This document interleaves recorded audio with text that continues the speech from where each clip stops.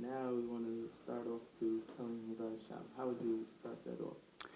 That's a psychological question. There's no formula that will work for everybody, but there's a general consideration about all communication, about all teaching. You have to start where a person is. You want to move a person to a certain position, you have to start where he is and build bridges to get him step by step. Imagine I want to get a person to accept Q. I say to him, listen, P implies Q. And he says, yeah, but I don't care about P. I don't think P is true. I have no interest in P. So I've accomplished nothing. Maybe P does imply Q, but it doesn't do anything for him.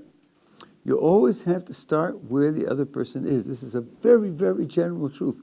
You want to give a person a reason for doing something, you have to start where he is, what he thinks about the world, and what his values are, what his plans are, and then move him step by step from where he is to where you'd like him to be.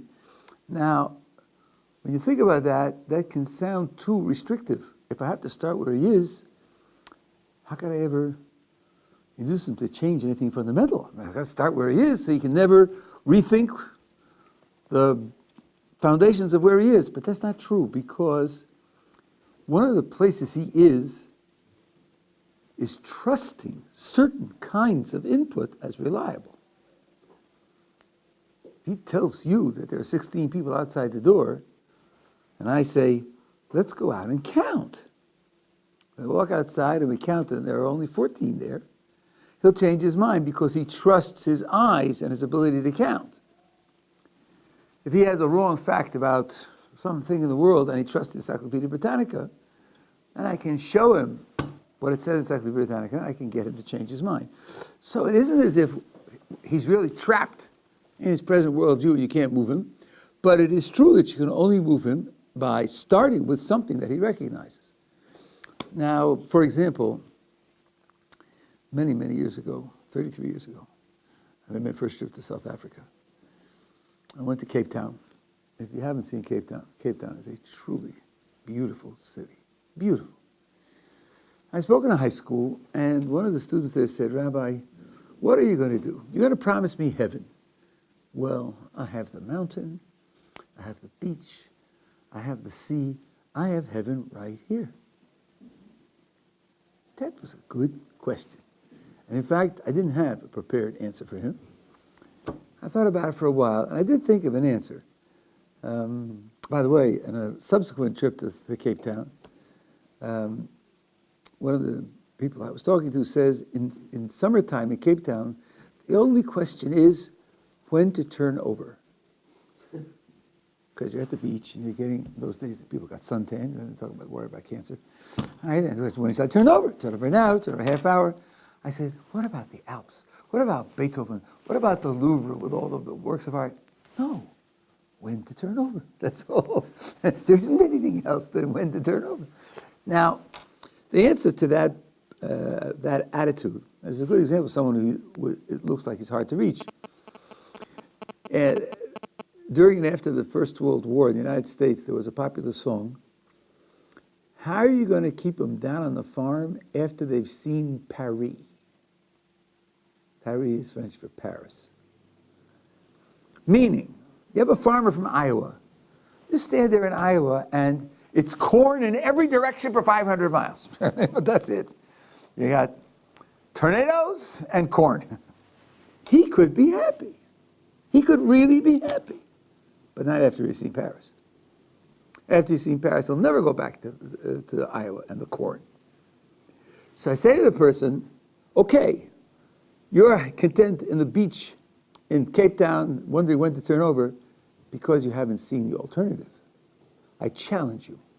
Come to Jerusalem for 2 months, learn something, see how other people live their lives, and then see whether you'll be content to spend your life wondering when to turn over. I'm betting that when you know what the alternative is, you'll have a very different attitude towards spending summer on the beach in Cape Town. So this is what you can say to a person, even if he says he's content. You can say to him, maybe you're content because you don't know the alternative. Now, he may say, okay, I'll go to Tibet. He might say that. If he's Israeli, he probably will say that. But if he's Jewish, and if he has a natural leaning towards Jewish things, you could say to him, in the last 40 years, at least 250,000 people have made the transition from totally secular atheistic lifestyles to a religious lifestyle. 250,000 people is a large enough number to think there's some critical people, intelligent people, sensitive people, talented people, and they found this to be interesting. It's worth your while to just explore it. And if he says, okay, Rabbi, I hear your logic, but why don't you let your children also explore other lifestyles? You don't do that, do you? The answer, I think, is this. Yes, we don't do that. But there's a big difference because you're selling yourself as happy. And I'm challenging your claim and your criterion of being happy. You say you're happy, satisfied. I say maybe you're happy and satisfied only because you haven't seen alternatives. I don't sell myself as being happy. That's not my understanding of why I'm doing what I'm doing. I'm doing what I'm doing because it's true. I believe I have good grounds for it being true. To go to the South Seas or go to India or Tibet or to go to Central Russia and see how people live their lives may contribute to more experience to how to be happy, but it may not contribute at all to discovering what's more true. So the challenge that I put for him is not obviously related to me, and he can't reflect it back on me. But that's one way to reach a person. But reaching a person who's an outsider is a psychological matter, and it's going to vary with the person's interests, his capacities, his talents, and you try to make a bridge to that. My mother, Allah Shalom, was a lawyer. So when I was studying Talmud here in Yerushalayim, I used to write to her about interesting legal problems that came up in studying the Talmud. That meant something to her because she was a lawyer, she understood it, she appreciated it. And you have to find a bridge to where the person is. I suppose it's on that question. So back home, you know, I've got friends who live live a good life, go to shul on Friday, whatever. And they're intelligent guys. They're at the top of their game. They are the top of the game now. So why haven't they asked the question as to your wash? I'm now in Yeshiva for that 2-3 months, but why haven't, you know, I asked the question because my existence was, I felt that there must be something more than just me trying to be a great architect or whatever. But why haven't they asked that question? And that naivety, who's to blame? Is there a blame for it? Because we're told that we must seek the answer, the truth. So I'll tell you two things. First of all, it sounds like your attitude was very much similar to my attitude. I thought of my epitaph. What's going to be written on my gravestone? You know, I thought if I become a lawyer, so to say, he wrote 4,972 contracts, and he appeared in court, 433 times. He won 432 and lost one. That was my record, right? And I thought, that's a life? That's a life? Writing contracts and appearing in court? I thought, there must be more than that. They can't. So it's a very similar thought. Now, people have different casts of mind. People have different... But I will say this, if you're talking about people at the top of their fields, then that means that they do search out answers. They do think creatively. They do face challenges. Just, it's limited to a particular field. If you could take that attitude and shift it, then I think you can make progress. For example, it's very late to challenge a person who's considering intermarriage. But one thing you could say to such a person is, you know very well that if you intermarry, your Jewish existence and the Jewish existence of your children is dead. You're turning your back on a 3,300-year-old tradition. Don't you think you ought to know something about it before you turn your back on it? I mean, maybe that's what you will believe is right for you. Maybe so. But as of now, you're just totally ignorant of the alternative. Isn't it worth a couple of months of your time? Or sometimes I say it this way. You have a child grows up, and says, well, Daddy, I understand that you were born Jewish, and Mommy was born Christian. How did you decide not to marry another Jew?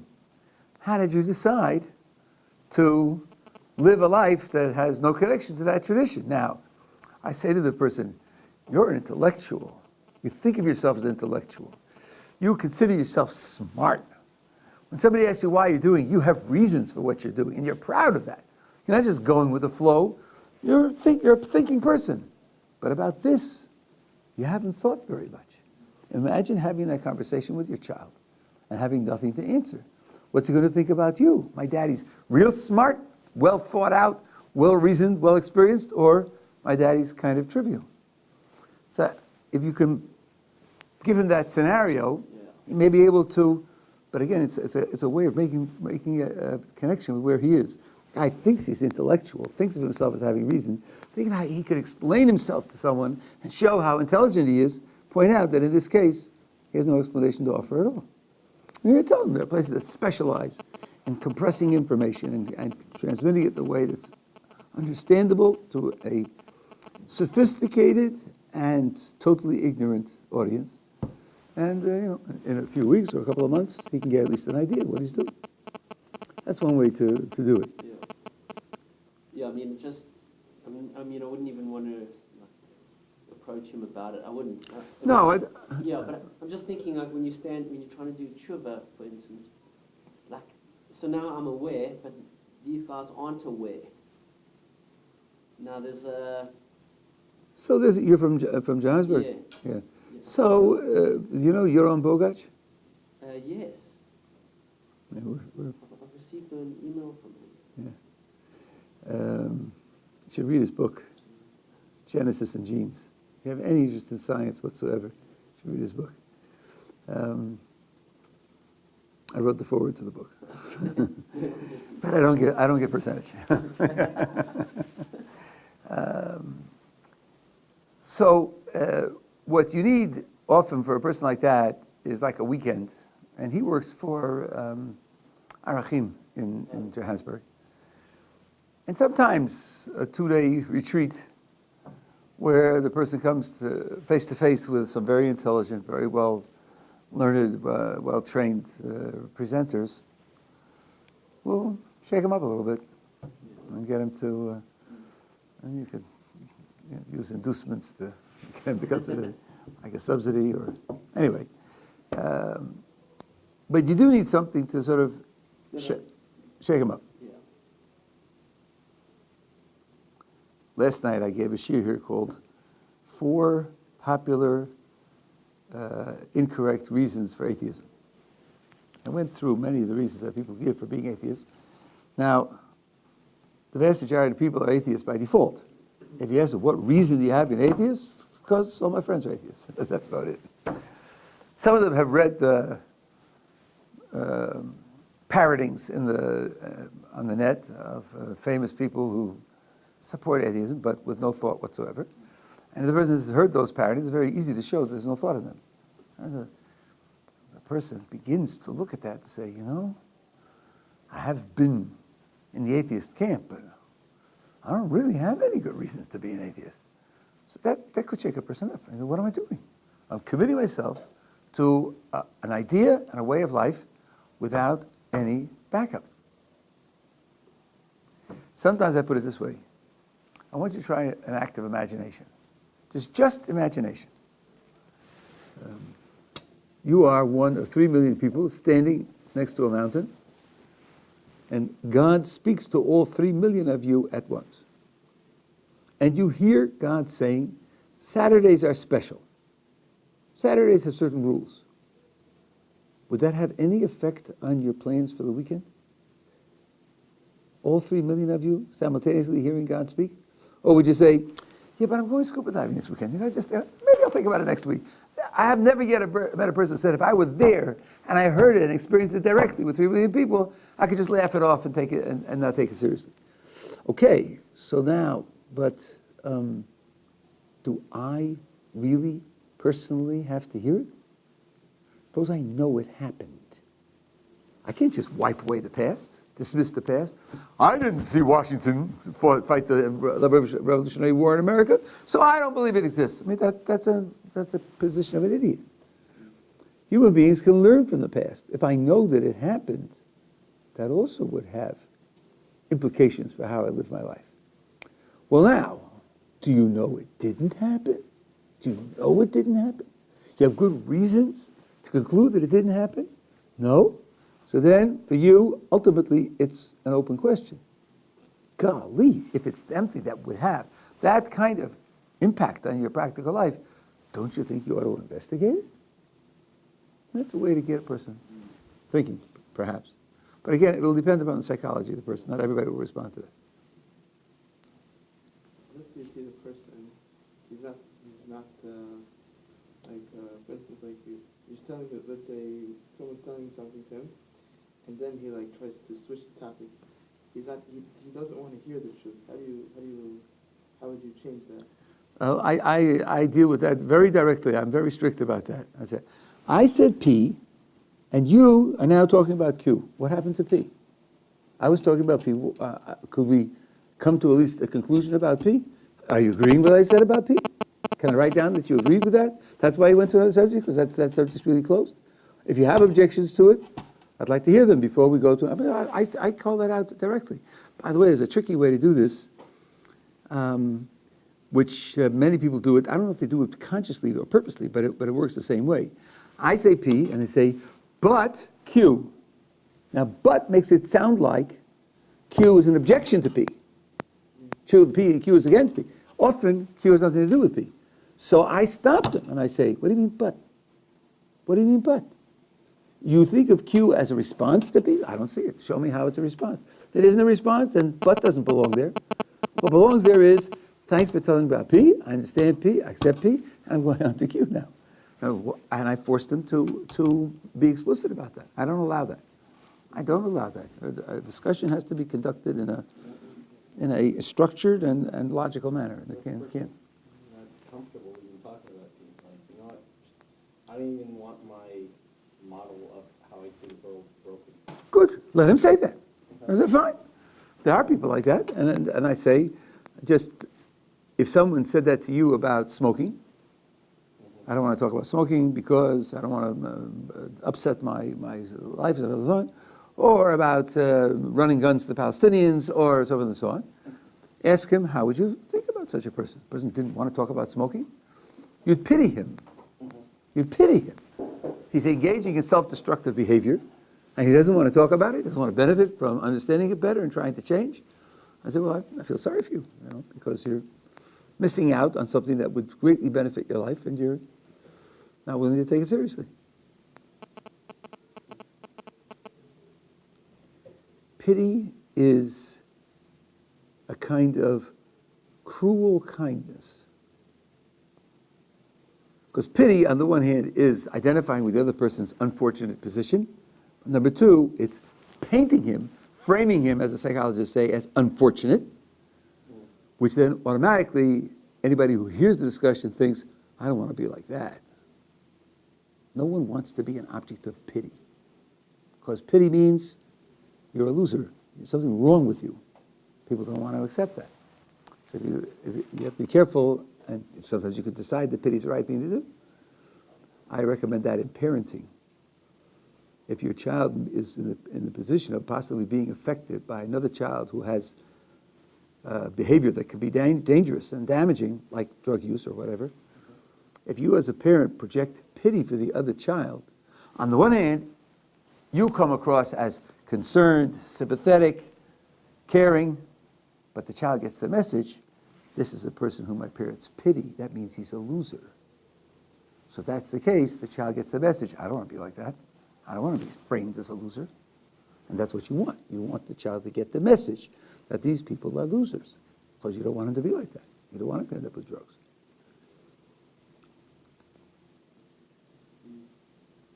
Yeah. I've got a few questions. But if the Jews didn't receive the Torah, like I just think about midas and kindness, and when I try to get on a bus in in this city, it's quite a nightmare. So I need to take my midas and shove them to the side. So if the Jews didn't receive Torah, would we be wild behaved? That's a good question. Let me tell you, my first trip to Israel was 1964. And it was Jaffa Street and King George, and I was getting on a bus. And I was towards the end of the line, and the bus was filling up, but I calculated there was a little bit of room left, you know. So I put my foot up on and those days the buses were much higher, and I put my foot up, and I started to climb up. A little old lady, she must have been 70 years old, stepped in front of me, elbowed me in the ribs. I fell flat on the sidewalk, and the bus pulled away. I thought, wow, welcome to Israel. It was unbelievable. She stepped ahead of me, elbowed me, I went flat. There's another experience that I had, it goes back to what I said before, and it was to illustrate. I was on a bus, there was a young Jewish boy there, 18, 19, 20, smoking. That would not happen today, but in those days, it was the Wild West over here. People took live chickens on the buses. It was a different world. He's smoking. And as a law-abiding, conservation-conscious, pollution-conscious American, I was outraged. I thought, what are my options? I'm going to go over and tell him that he's breaking the law, he's endangering other people. To an Israeli young guy. Who knows what I'll get. I went over to him and I said, I suffer from asthma. I asked you to do me a favor. Please put out the cigarette. He put it out like that. He put it out like that. Why? Because if I go over and complain, I'm framing him as a criminal. His reaction is, you can call me a criminal. You're a criminal. Right? He won't read you. But if I ask him for a favor, then I'm framing him as concerned, kind, generous. That's a frame a person wants to have. And that's why he'll respond in a positive fashion. Right? So this is a little bit of my amateur psychology. Now, you're asking about midos. What you say actually is based on a verse in the Torah and the comment of the Talmud. God says to the Jewish people, you're a stiff-necked people. Since I know you, God says, you've been causing me trouble. Since I know you, you've been rebelling. It's remarkable how character traits of the Jewish people have remained constant over thousands of years. You read the dialogues in the Torah, and you think of an Israeli taxi cab driver today, you get the same words, the same irony, the same elbow in the ribs. It's all the same. And we are a tough people. We're not knockoffers. We're not people who just believe everything that comes off the press. We are independent thinking and tough to deal with. So I think that's right. Of course, what you're saying, you asked it in a certain framework, and I'm responding to it in that framework. Given our point of view, this is the way we are going to look at what the Jewish people are, and one of the effects that the Torah had on the Jewish people. I couldn't demonstrate that to a person standing outside, but from within, I think your remark is quite correct. We are a tough people, and the Torah prescribes working on your character traits. It's one of the 613 commandments to develop positive character traits, not for the purpose of behaving correctly. That's not the purpose of developing good character traits. It's a separate, independent criterion. A person's actions could all be perfect. Let's say just out of fear. He's afraid he's going to get caught and punished. Now, all his actions are perfect. That would not be ideal in Jewish terms. It's not enough to do what's right. You've got to do what's right because it's right. That means you have to develop moral character. That's an independent requirement in Jewish terms. And it's not easy. It's something which people work on for a lifetime and make piecemeal progress towards. I suppose that the next question would be, so now, okay, I grew up Jewish day school, and then I come here and I found that there's the religious community. The Jews live we live in a parallel universe to secular world. Totally. Like the secular world's thinking on competitiveness, on striving, on achieving, and the Jewish world's perspective are totally, there's no relationship. You know, when you're learning a Gemara, it's not about consuming vast amounts. It's about sort of just, focusing. If it's one word of Torah, you know, it's if that's all you do within a day, the rest of the world doesn't really ascribe to that sort of view. And I find that, I don't know, maybe it's just a statement I'm making, but I find the Jews live in a very parallel, religious Judaism lives in a very parallel world. It's an observation. Yeah, I think your overall observation is correct. Maybe your examples are not fully worked out. Your brush with, let's say, Talmudic learning is very recent and very minimal. There are 2,700 folios of the Babylonian Talmud, and it is encouraged that people should know all of that. 5,400 pages, and it's very complex. So the idea of scope is an idea that we take seriously. It's not just depth analysis. Mathematics does have considerable depth analysis. Physics does have considerable depth analysis. So I wouldn't say that the intellectual quality of the effort is totally separate.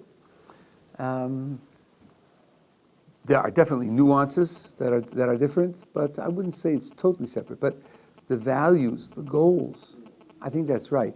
Here's a very interesting example, which will highlight it, I think. When a person finishes a tractate, he celebrates. The truth is, one of the commentators says that you should celebrate the finishing of any mitzvah, not just a tractate. But this is what people do. And at the end, there's a text that's read, and one of the lines of the text contrasts our life with the lives of other people, like the parallel universes. And one part of it says, Anu amelim v'hem amelim, we strive and they strive. Anu amelim v'chadmin schar, we strive and receive reward. V'hem amelim v'einu v'chadmin schar, and they strive and don't receive reward. So the Chavetz Chaim, who died in 1933, was a great world-class scholar, said, what do you mean they strive and don't receive reward? They work and they get paid, right? What do you mean they strive and don't get reward? What contrast is this text making? And he said, well, consider a person wants to buy a pair of shoes. Now, in those days in Europe, he died in 1933 in his 90s. So let's go back to 1870. You want to get a pair of shoes, you didn't walk into a shoe store, we had 400 boxes and pick the one you like. You got measured, and then the shoemaker made shoes to fit your measurements. So let's say you go in, you get measured, and then 2 weeks later you come back and you put on the shoes, and they don't fit. Do you pay him for the shoes? Definitely not. He's a shoemaker. He's got to make shoes that fit. So he worked, he strove, and didn't get paid. Now the parallel here would be, you spent your whole day, or your whole week, or 2 weeks, learning a passage in the Talmud, breaking your head against it, and you don't get it.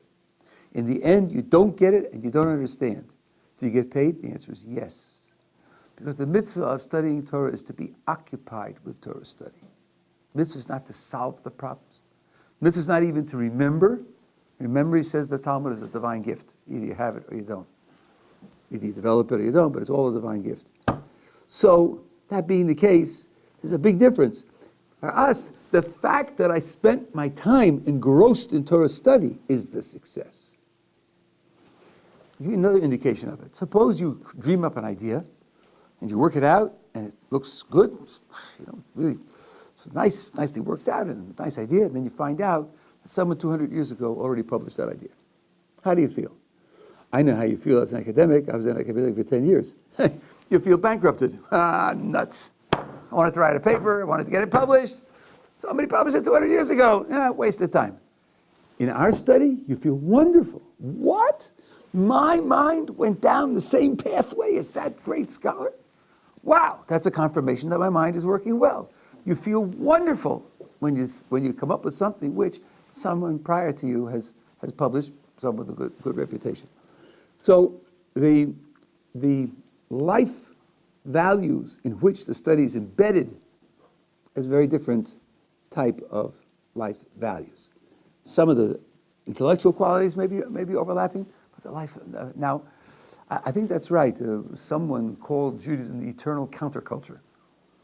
Wherever we have lived, except when we have our own country and our own majority culture, we have been a counterculture to the people that we lived among. And you're right, that's our position. We are always, in that respect, outsiders. We can cooperate, we can sympathize. There are certain joint ventures that we both believe in, and we do participate. There's a very strong ultra-Orthodox lobby group in America, which regularly has meetings with senators and representatives, has even met with the president on various occasions. And they put their case in terms that the American public can understand.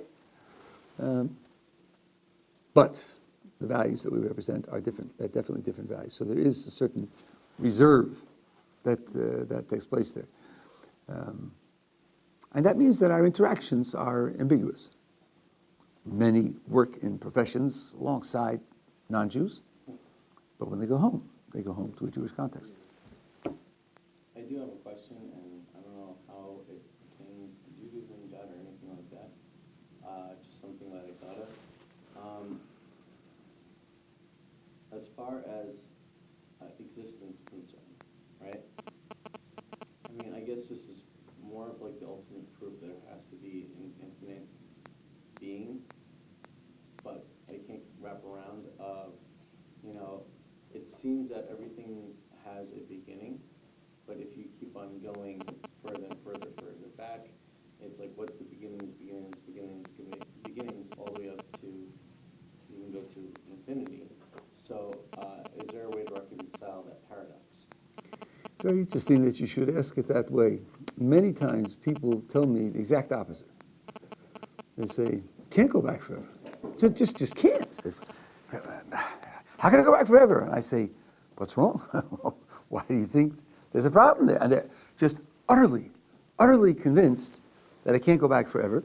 And I tell them that there are standard models of the universe, highly speculative, with no evidence whatsoever, but standard models, which do go back to infinity. In ancient times, everybody believed it because they were convinced by Aristotle that there's no beginning to the universe. There's nothing wrong with that idea. It may not be true, but there's nothing inherently wrong with it philosophically. You're asking the opposite. You're asking, how could it possibly go back? I'll tell you what I think from what I read and what I understand. It should be an open question. It should simply be an open question. Now, here's a way to think of there being a beginning, which might help you. The universe is expanding. Mm-hmm. That means tomorrow it'll be bigger than it is today. Mm-hmm. Okay, what was it yesterday?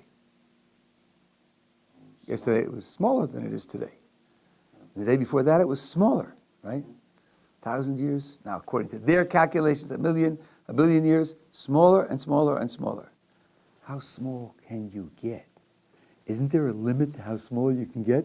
How about zero? Once you get to zero, you can't get smaller than that, right? So it couldn't go back forever. If it's been expanding, I haven't talked about the rate of expanding and all the rest, but if it's expanding, then when you go back in time, you can't go back forever. You just can't. But what caused the beginning? Okay, so now at that point, they'll tell you, the people who believe in this will tell you, at that point science has nothing to say, because science works within the framework of this structure. And this is one official position. There are others who try to answer that question, but it's pure speculation. There's no evidence for it whatsoever. But there's certainly nothing wrong with this point of view. We live in a universe. We know that in the past it was smaller. Smallness has a limit, so that's how far back it goes. And by the way, the Big Bang officially is the origin of space and time. It's the origin of space and time. So according to that point of view, asking what's before the Big Bang is just nonsensical language. Who said this? Stephen Hawking said this. I don't pledge allegiance to him, but you probably do. Stephen Hawking said, asking what's before the Big Bang is like asking what is 5 miles due north of the North Pole. North of the North Pole? Listen, if you're standing on the North Pole and you take a step, every direction is south. Every direction is south from the North Pole. North of the North Pole is just nonsense, because North Pole means the northernmost point.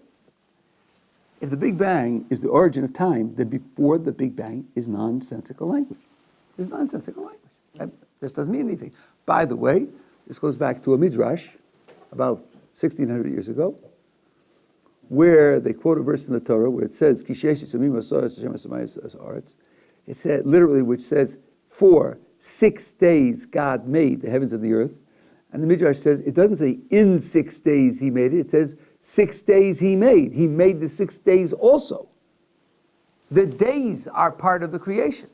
Time is part of the creation. So someone asks, well, what happened before the creation? Excuse me, read Hawking and find out. You can't talk like that. Before the creation is nonsensical talk. There is no time before time. Right? So if you think of the universe collapsing and getting smaller and smaller and smaller, I think you're driven to the idea that it has to have a beginning. You can't avoid that idea. Now, that's not the only model for the universe, but it's nothing inherently illogical about the idea of the universe having a beginning and not going back forever. Okay. The real question is like causality. What caused the beginning? You know, what there had to be. I mean, I guess because of the fact that we think in terms of time, we're in time. Yes. And I could also give an example of what's due north of the North Pole. Okay, maybe you change the axis and go straight up, and that might be considered north. You have to think outside of the dimension that you're thinking. No, that's called changing the terms. And if you change the terms, you're not answering the original question. Going up in the air is not going north, south, east, or west. Your north, south, east, west coordinates do not change when you go up in the air. You want to change what the words mean, then you'll be dealing with a different problem. That's not the problem that was set. The problem that was set is north of the North Pole, the way I use the word north. And so the way everybody else uses the word north. And that, north of the North Pole, is just nonsense. So it's not a question of requiring imagination to think up new meanings. It's a matter of understanding a logical result that, given the meanings we have, this is the way things come out. It comes out that this is not meaningful. Right? Now, when you ask what caused the Big Bang, so there are different attitudes here. Must everything have a cause? Must everything have a cause? In our universe, does everything have a cause? The official answer is no. Really? According to quantum mechanics, there are things that happen for no cause. Nothing causes them to happen. Radioactive decay. When this atom will decay is strictly random. Nothing makes it go off. It spontaneously goes off. That's the official quantum mechanics position. Now, if you think about it, again, why should you be doctrinaire? Do things that happen have causes or don't they? Could you figure that out by closing your eyes, locking yourself up in your study and thinking about it? You have to open up your eyes, take a look at the world and see what it's like. It could be that there's something that just happens spontaneously. Why not? Who's to say that that can't be? Who's to say that everything must have a cause? Isn't that just prejudice? Define cause. I mean, when you say spontaneously, then how does spontaneity even come about in the first place? How does a thought, pop into someone's head? How does, Well, let's not talk about thought. That's much, much too complex. But let's take, for example, a neutron. Neutrons are found in the nuclei of atoms. There's a good reason for that, because if you extract the neutron from the nucleus, then it decays. It decays into a proton, an electron, a positron, a neutrino in a matter of a couple of seconds. Okay? That's why you only find them inside the nuclei, because if you pull it out, it decays and disappears, right? How long it will take this neutron to decay is strictly undetermined. It's strictly undetermined. is it more of the fact that we don't know? No, they tried that, and they distinguished between we don't know, but it's really got a cause, versus it has no cause. And they did an experiment, believe it or not, to cover that, John Bell's experiment, and it turns out that it doesn't have a cause. It just happens. But I want you to think intuitively about it. Why should you have a doctrinaire position prior to looking at the world? Is there any reason why everything has to have a cause? Why? Just open your eyes and take a look and see whether everything has a cause or it doesn't. And you find some things that don't have causes, so just accept that. Well, why should we impose our intuitive ideas on the world? Just look at the world, investigate it, and see what it's like. According to quantum mechanics, many things happen which have no cause. And if you say, yeah, but that's little particles, who cares about them? The answer is that there are circumstances where what happens to a little particle can be amplified and affect larger phenomena. You have this radioactive atom in a Geiger counter. Geiger counter is attached to a bomb. When that bomb will explode is undetermined, uncaused. Because the radioactive atom just pops off when it feels like it. Nothing causes it to go at one time or another. That's the official quantum mechanics position. That being the case, when that bomb will explode is, strictly speaking, undetermined. So we have, even in our world, things that aren't caused. So I don't think we have, it's right to simply say, well, if the world has a beginning, something must have caused it, because why? Everything has a cause? No, it's not true that everything has a cause. Now, maybe the word cause isn't the right word here. What's the reason? What explains it? Reasons and explanation are much broader than causes. Not all reasons and explanations are causes. Okay, maybe yes and maybe no. Should I presume that everything has a reason? That everything has an explanation? Maybe there's something that don't have explanations. It's a tricky, subtle point. The best that I know of is a paper by a couple of professors at the University of Toronto, where they say, it's kind of minimal position, where they say, well, certainly you don't want to close off inquiry by deciding it doesn't have an explanation or a cause or a reason. You don't want to do that. That also would be prejudiced. It also would be blinkered. You ought to raise the question and try to investigate it and see where it goes. And you shouldn't just ignore the question. So I think that's the best that I can do with that. But my attitude towards all of these things is simply to be open-minded. To give you another application, I often meet people who say science has solved just about everything. That's nuts, but that's what they say. Then I meet other people who say every time science discovers something, it raises new questions. Science will never explain everything. And I say, a pox on both your houses. How do you know what science will do? Why not just sit and wait and see what happens? Maybe they'll never solve everything. Maybe they will solve everything. Let's just watch the show, do our best to try to understand it, and see what happens. I don't see why we should be doctrinaire either way. For sure, there's a lot science hasn't explained as of now. I could spend 3 hours just summarizing some of the things science doesn't understand. But the idea that science can't inherently explain everything, I don't see any reason to believe that. It's just we should be open-minded and see what happens. That's the way it seems to me. It's just very hard to, wrap around the fact that there isn't causality for everything. It just happened.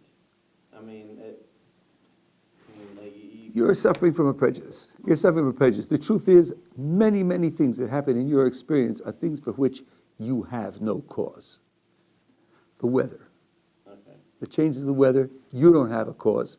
And the meteorologists wave their hands and talk about humidity, but they can't predict what's going to happen 2 weeks from now, and they can't predict in detail what's going to happen tomorrow. It'll rain 40%. Morning or afternoon, don't know. Right? And 40% of the time it rains, so what? But they can't predict for tomorrow what's going to happen. So, and human action, you have a lot of diseases. Look at the medical literature for medical miracle.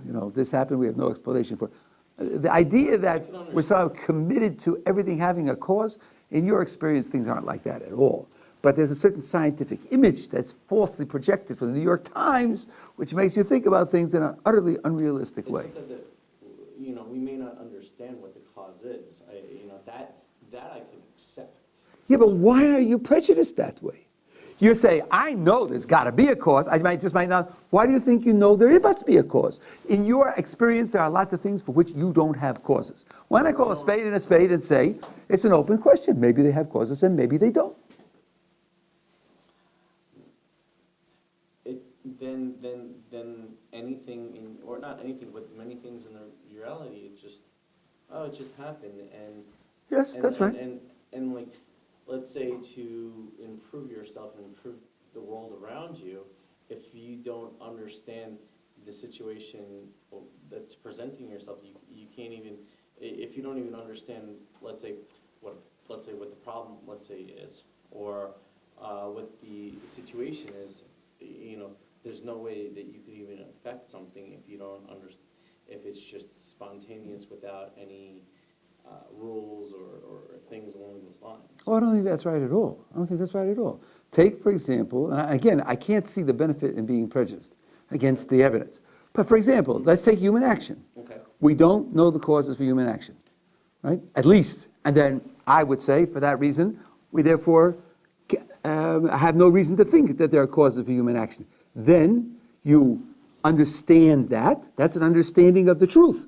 Is that failing to understand? That's understanding it. And then you take multiple precautions because you know that there isn't any cause.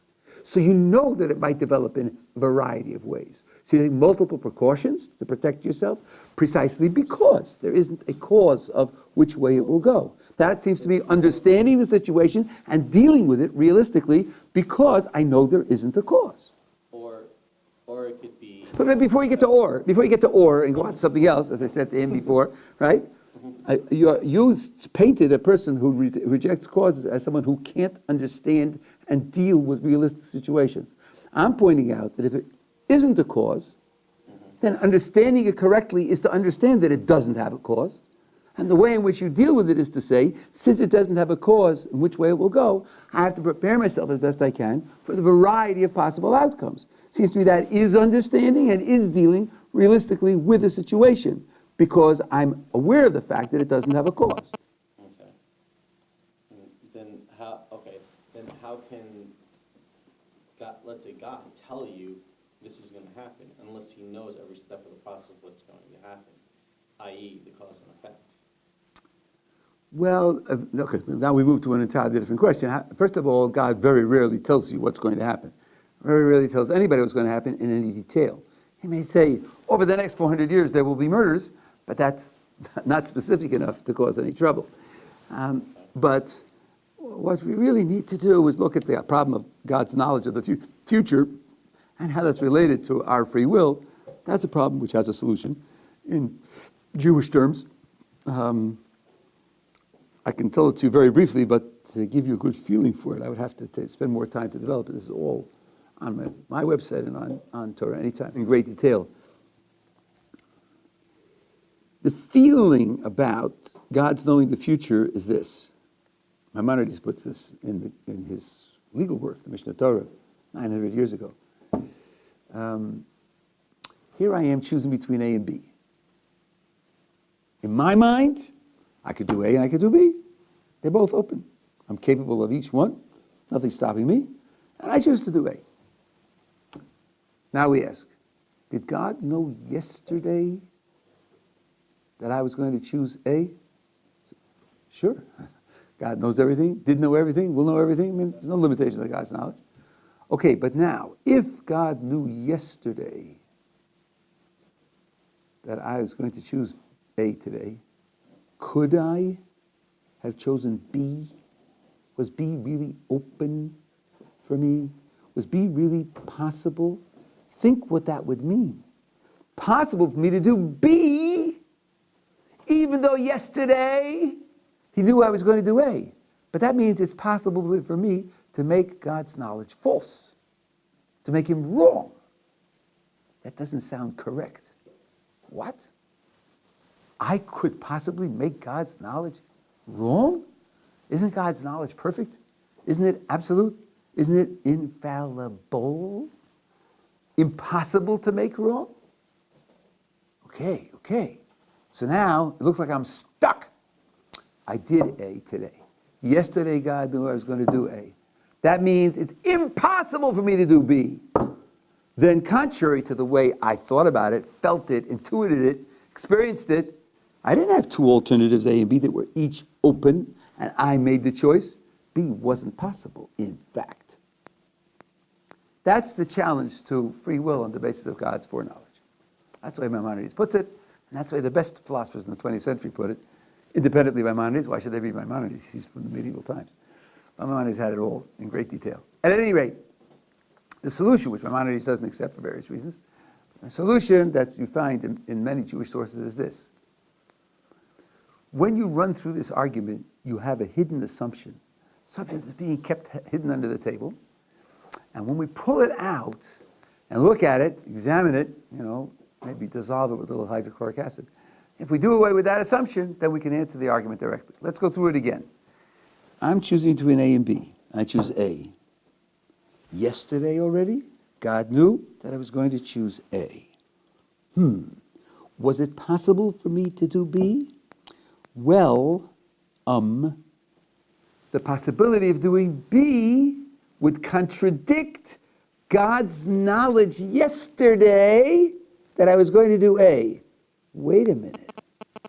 When we switched over to thinking about the possibility of doing B, we kept God's knowledge yesterday constant, chiseled in stone.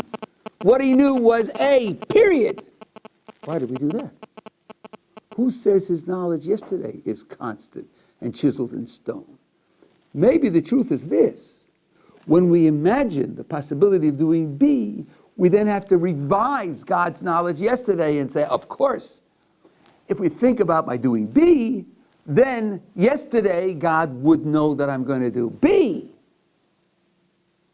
Don't keep God's knowledge chiseled in stone yesterday.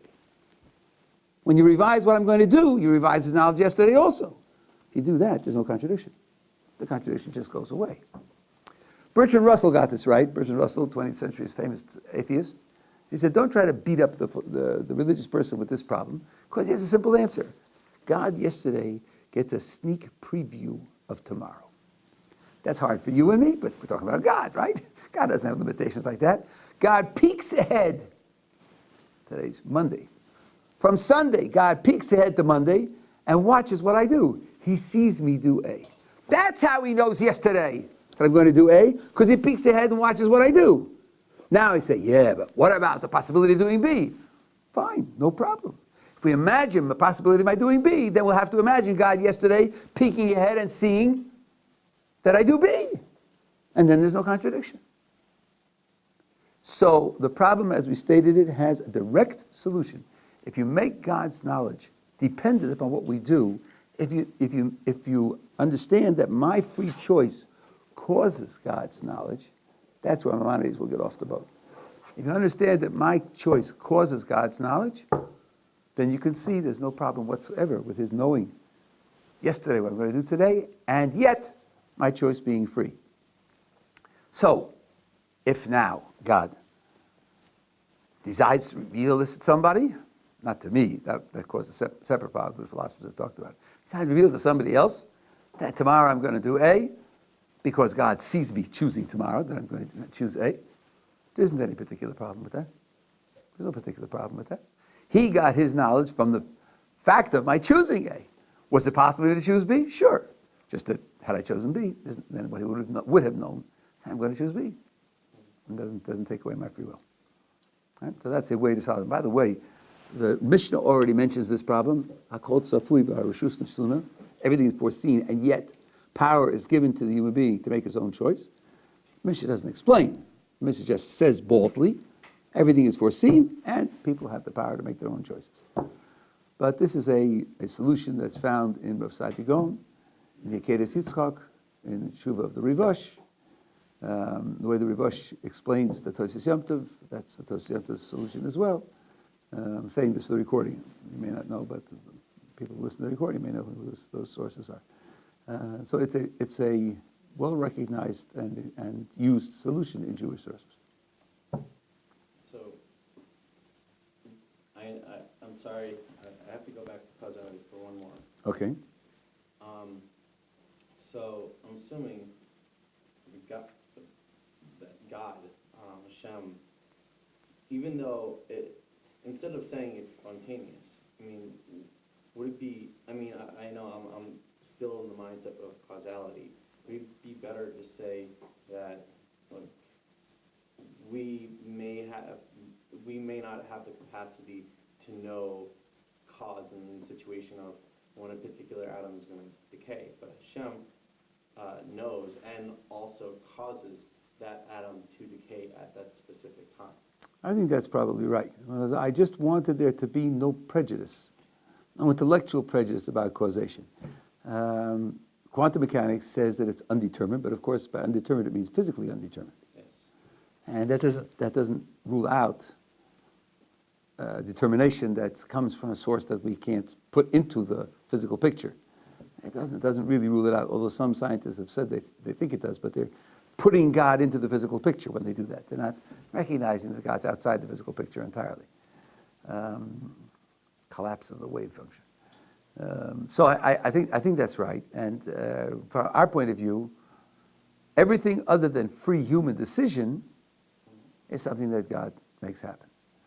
Free human decision doesn't make it happen because if He made it happen, it wouldn't be free. It'd be a contradiction in terms. And spontaneity is an illusion because That's of the fact that we just don't know. It's an illusion because the scientific picture is limited to the material world. And with that limitation, there is no material cause. If there's no material cause, they call it spontaneous because they only recognize material causes. Exactly. Right. But I wouldn't want this to be understood as reinforcing your prejudice that everything has to have a cause. It turns out now, as a matter of fact, that since God's running the world, these things do have a cause. But it's not because everything has to have a cause. Causation is somehow built into the structure of existence and it must be there. That's simply not correct. What are you going to do with free human decisions? Free human decisions specifically don't have causes. If they had causes, they wouldn't be free. So you have to recognize some things that don't have causes.